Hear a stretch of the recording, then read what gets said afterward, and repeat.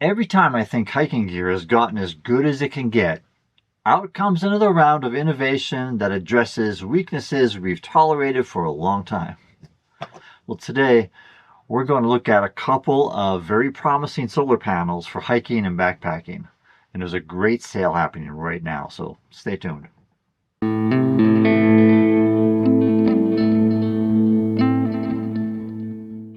Now, recently, the company SunnyBag sent me a couple of solar panels to test and review. Now, SunnyBag is an Austrian company, but they distribute worldwide.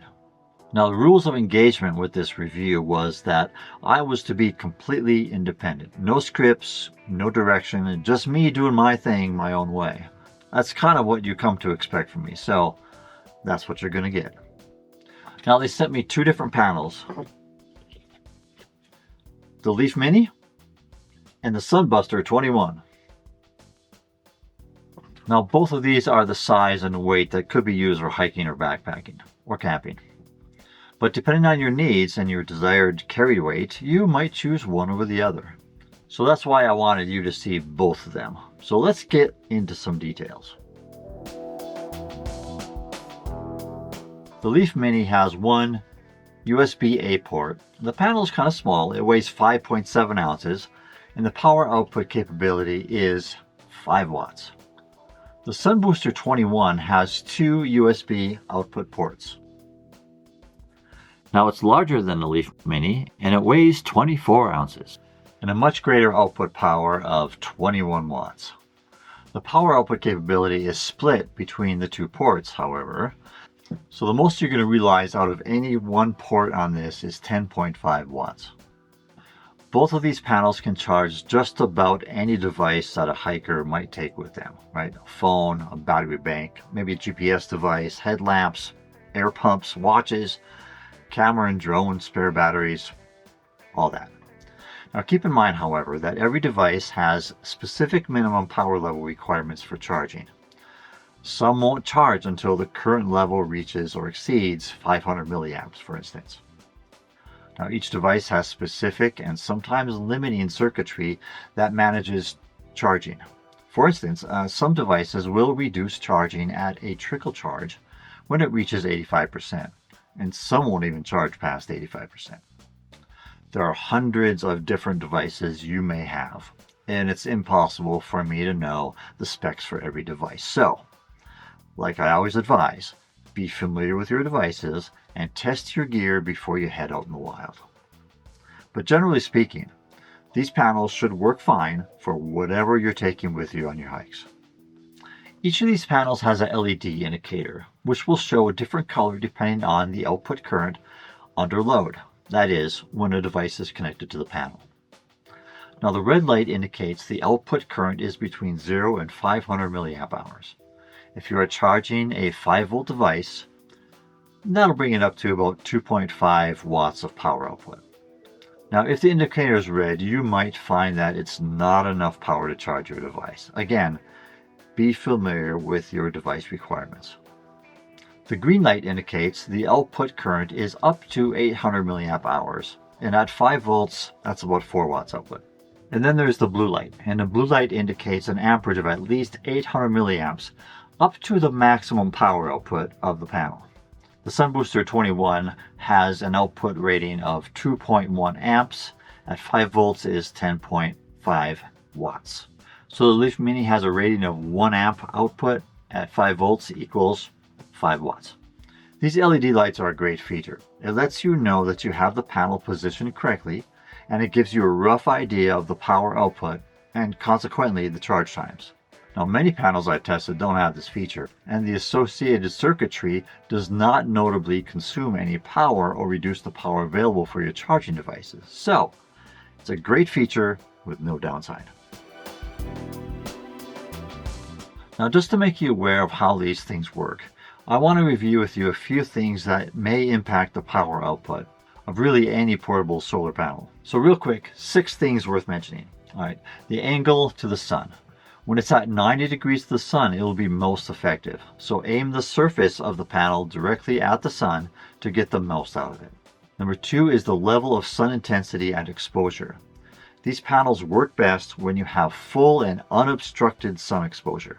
So no clouds or no obstructions of any kind like smoke or haze, and no amount of shade. Also note that early morning and late day sun intensity is not as much as midday, so during those times the performance will probably be a little bit less.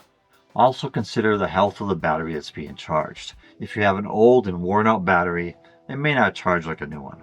Also consider the air temperature. Batteries and solar panels behave differently at various temperatures. You should expect diminished performance at very high and very low temperatures. And don't forget the rating of the cable that you're using. Check to make sure that the cable is rated for at least 2 amps to get the most out of these panels. There's normally control circuitry in the charging device. So some devices will limit the charging current to prevent overheating. This might appear to be lower performance, but it's really just a safety feature in the device. So consider that some factors or conditions may need to be addressed to get optimal performance from your portable solar panel. Okay, so let's talk about durability. These panels have a very durable scratch-resistant coating, making the panel actually waterproof. Other manufacturers will say that their panels have water repellent qualities. These are actually waterproof. One caveat to that is the USB connector, which can be susceptible to water exposure because it's open, it's unsealed. I asked SunnyBag about this and they said the fix is already in production. The newest design will have covers on the connectors. But some of the stock here in the US may still be the older version without the cover connectors.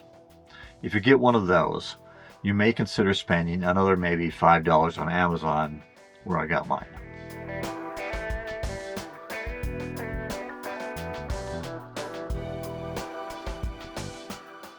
But aside from these connector ends, these panels get a big plus from me on the construction and durability.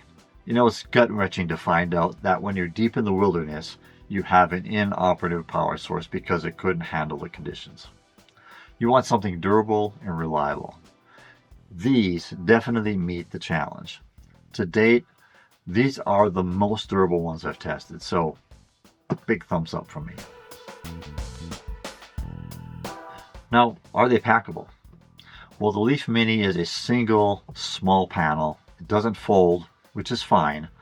It's small enough to fit easily into the outside or the inside of your pack. The SunBooster 21 has 3 panels that fold together. It's bigger than the Leaf Mini, but it's still packable.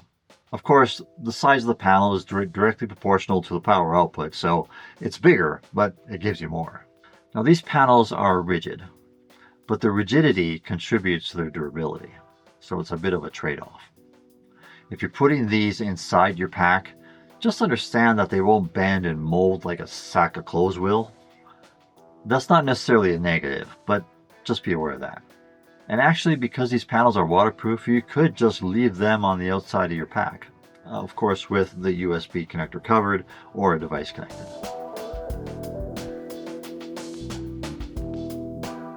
These units have sturdy grommets on all 4 corners, which provides a way for you to connect them to your backpack.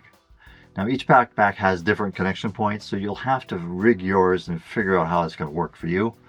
You may consider using elastic shock cord to help reduce the stress on the connection points, both on your pack and on the panel. I want to talk about quality control for a little bit. Now, SunnyBag guarantees individual unit testing in writing under signature. This testing shows that each unit will have at least 22.4% conversion efficiency, which is a good power conversion rating for portable solar panels. They also test power output over a range of voltages and current demands. And they provide a graph that shows these results. Now, I did a lot of electronic systems quality control testing in my time, and only those who are serious about quality will give you the actual measurements and attest to their findings under signature. So to me, this is exceptional. It instills confidence. Very good. A quick note on their warranty. They have a 30-day return policy and a 2-year warranty that you can extend to 5 years by simply registering your product with them on their website. Pretty good deal. Now these units come with an auto charging restart support. What does that mean? Some devices have a minimum threshold of say 500 milliamps for charging, and some of those devices will have an auto charging restart feature to help manage this when the power input is fluctuating above and below that minimum threshold.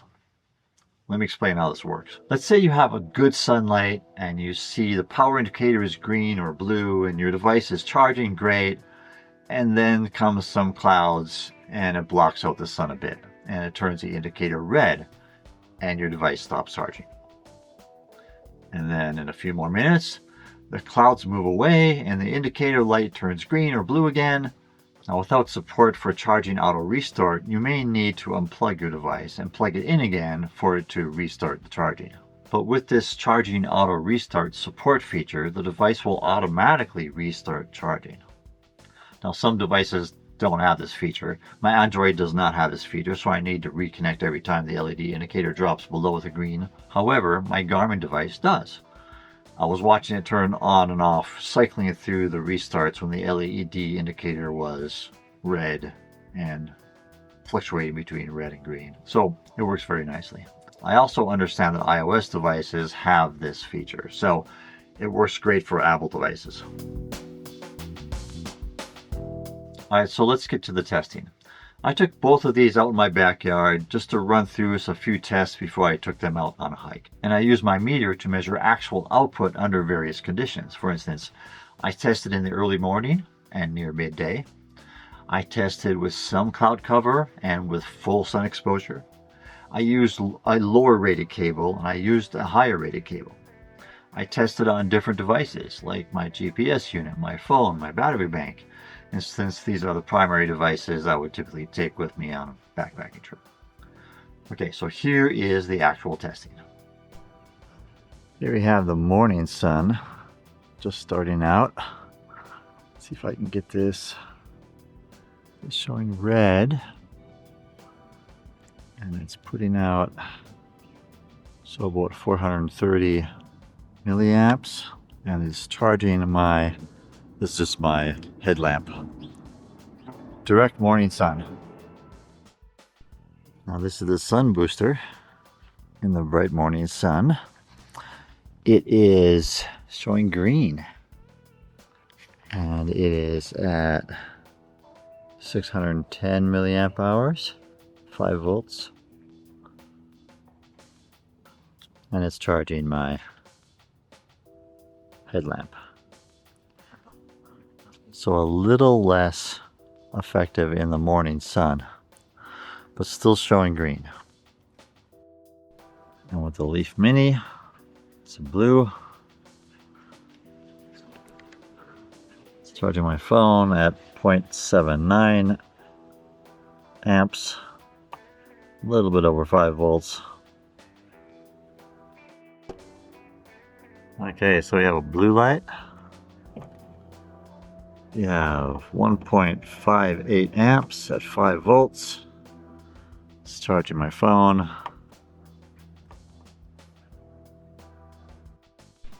And now I'm charging my Nightcore, 20,000 milliamp hour. The light is blue. It's pulling just a little bit under 1 amp at a little bit under 5 volts. The sun is straight up, no clouds, beautiful day. And that last test was with the Leaf Mini. This is with the Sun Booster. We have a blue light.